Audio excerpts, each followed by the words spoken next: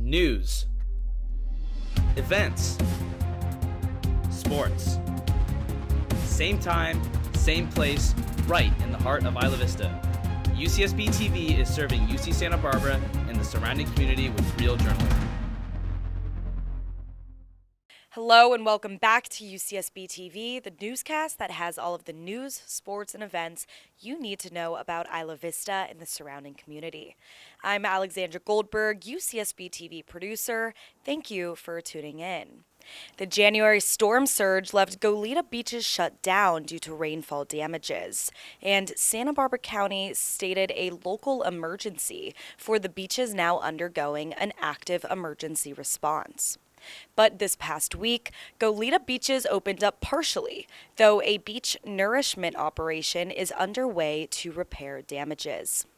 In the broader community, a new homeless center opened up in downtown Santa Barbara for young individuals experiencing homelessness. The Haley Street Navigation Center, a resource for youth ages 17 to 24, is now available for the community. But first, for sports news, baseball season is getting started, and we spoke with two sophomore Gaucho ball players, catcher Aaron Parker and outfielder and catcher Jesse Brown, about the start of their 2023 season. To you, Hannah. Hey Gauchos, Hannah Abergel here, your sports reporter for UCSB TV. I got the chance to interview Aaron Parker and Jesse Brown from our UCSB men's baseball team. Tune in towards the end to watch me learn how to play baseball. Enjoy! Hey Gauchos, Hannah Abergel here with UCSB TV. Today I get to interview Aaron Parker and Jesse Brown from our UCSB baseball team. Hi, I'm Aaron. Hi, I'm Jesse. Hey guys, do you guys want to go ahead and kind of tell us what your guys' position is? Yeah, I'm a sophomore catcher. I'm a sophomore catcher and outfielder. All right, the season's about to begin. You guys are about to go to Arizona. How do we feel about this? Feeling pretty good. Team's looking great and ready to have a great time in Arizona. What expectations can we find from you, Aaron? Gonna have a lot of fun, a lot of energy. We're pretty young this year, so we're gonna keep our youth with us and play hard as long as we can. Yeah, totally. And now Coach has signed another 9 years. How does that make you feel being with him throughout his journey? It's super nice because obviously Checkets is one of the biggest role in our team and our culture here. So having him come back is just kind of it's reassurance for our players and it's reassurance for the program. We're super stoked, and he's a great baseball mind, and so we're just super lucky to have him as a coach for the next 9 years. Now traveling all the way to Arizona, what can that flight look like? A lot of movies being watched. Who knows if we're seated at the back of the plane? Maybe a little Mafia game. That's popular. That's kind of the two options there. Homework as well. Okay, good. Very studious of you. The Aaron Parker's glove. That's Xander Darby's glove. Xander Darby's glove. All right. Okay. Yeah, it's a good throw. Yeah. Very good. Yeah. Let's go. Yeah. Like this on the side of a seam, and you pronate your wrist over the top, and that's where you get the spin that breaks down. Show. Does it matter? Yeah, kind of. Like this? Yeah. There's your curveball. No, and then just do the And then same just thing. throw it and let your wrist like flip forward. That was great. He didn't catch it though, so. You ready? Yeah. Wait, but I'm wearing a ponytail. Let's chill. Jokes. Hard. Okay, first we'll start at the bottom. Shin guard, so if you get hit or foul off a pitch into your shin, you're protected. Next, elbow guard. If you get hit in the elbow, it hurts really bad, and people who are lefty who throw righty wear these a lot so they don't injure their throwing arm. Next, batting gloves, protection and grip. It helps with grip on the bat. Yeah. Other batting glove, and then this is what we call a pro hitter or a thumb guard, and you wear it so that the vibration from the bat doesn't hurt your hands. Then here you have Your Easton bat, we're sponsored by Easton. Right here is pine tar for grip, and then lizard skin batting tape. And then last thing, This is a Santa Barbara helmet. C flat, so you don't get hit in the face when you're batting. Helps protect it. And then turn around. We have our number, the Big West, and our call sign. That's my call sign, Thorny. That's your... Yeah. Thank you, Blaine. Good. Now Yeah, you that want me was to pretty rate good. it? Yeah. All right, so rating on that performance: style 8.5, swag 10, swing 0. Thank you. 0? Anyways, Gauchos, I'll see you next week. All right, Gauchos, thank you guys so much for tuning in. We'll see you next week. All right, Gauchos, I hope you guys enjoyed that. I'll see you guys next week. What's good, Gauchos? Welcome to Week 6's Gaucho Review, where we review the last week in everything UCSB athletics and preview the next week as well. Last Thursday, men's basketball clutched out a 3-point win on the road at Long Beach and protected home court on Saturday with a 10-point win over UC Davis. Our women's basketball team also defeated UC Davis on the same day as well. Men's tennis also defeated Loyola Marymount over the weekend, and our softball team opened their season with 2 wins over North Dakota. Finally, our men's golf team finished 5th out of 10 at the Orange County Classic. I'm going to pause a little bit, let the teleprompter catch up. Coming up this week, our men's and women's swim team will compete in their conference championships. This is a huge week for our swimmers, so we wish you the best of luck. Both our men's and women's tennis teams are in action this weekend, with our men facing off against Boise State and Pepperdine, and our women against Texas Tech, Kansas, and Arizona. Softball is hosting Southern Utah this weekend, and both our basketball teams square off against UC Riverside and Cal State Fullerton.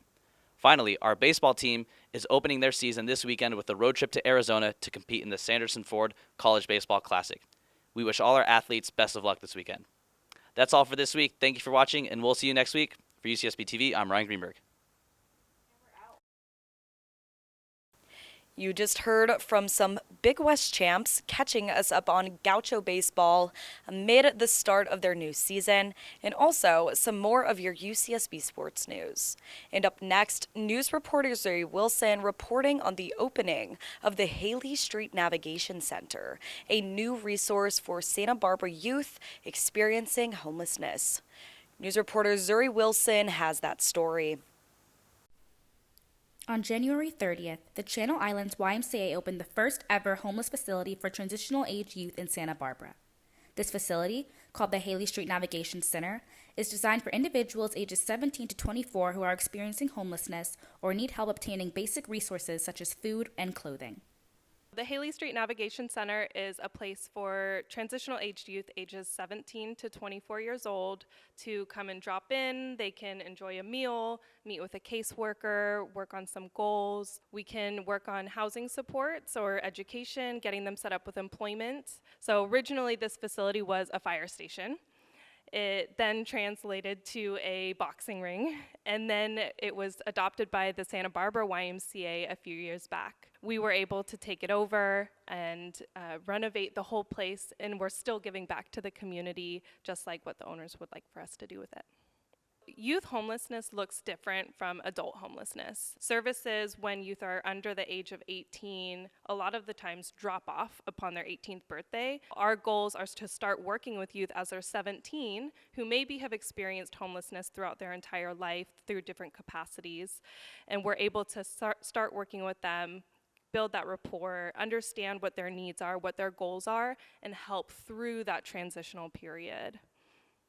With young adults, there are certain issues that arise that may be different to working with children or working with older adults. This is a place where a young adult can come and get support and take a shower in their own individual place and have a comfortable place to be. We have 4 case managers that are able to support with educational goals, employment goals, housing goals, basic needs, laundry, basically whatever somebody is interested in coming to get support with, we're here to support as a team. Yeah, my name is Matt Riley, and my title and position is the Regional Executive Director for Santa Barbara County for Dignity Moves. Once a year, we do a point-in-time count survey, And for the last few years, there have been roughly a little bit less than 2,000 individuals that have been interviewed or counted on that particular day. That could be folks that live in their car, could be folks that live in encampments or on the street. You can estimate that we probably have, I've seen lots of different figures, but probably around 3,000 experiencing homelessness. And that can be for a wide variety of reasons. It could be, folks that lost their job or have a medical issue or drug and alcohol abuse, mental illness.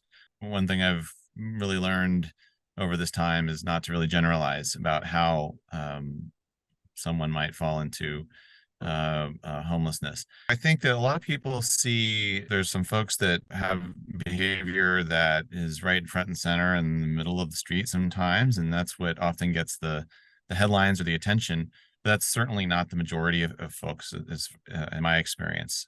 And they just really need a helping hand or a stable environment to have some peace and calm and rest and heal. What I've experienced is that it's definitely not a question of being lazy or not, necessarily following the rules.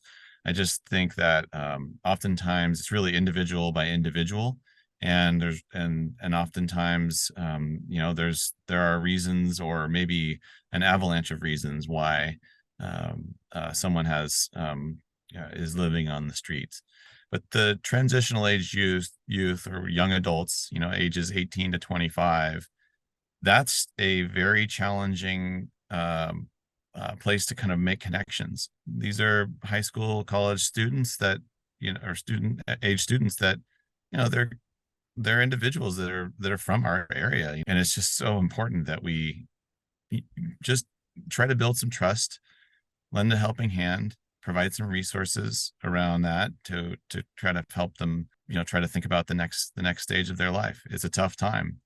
And, I think there's just a lot of people, including myself, that want to help out. In the past, young adults have been disadvantaged in finding resources tailored towards serving their demographic.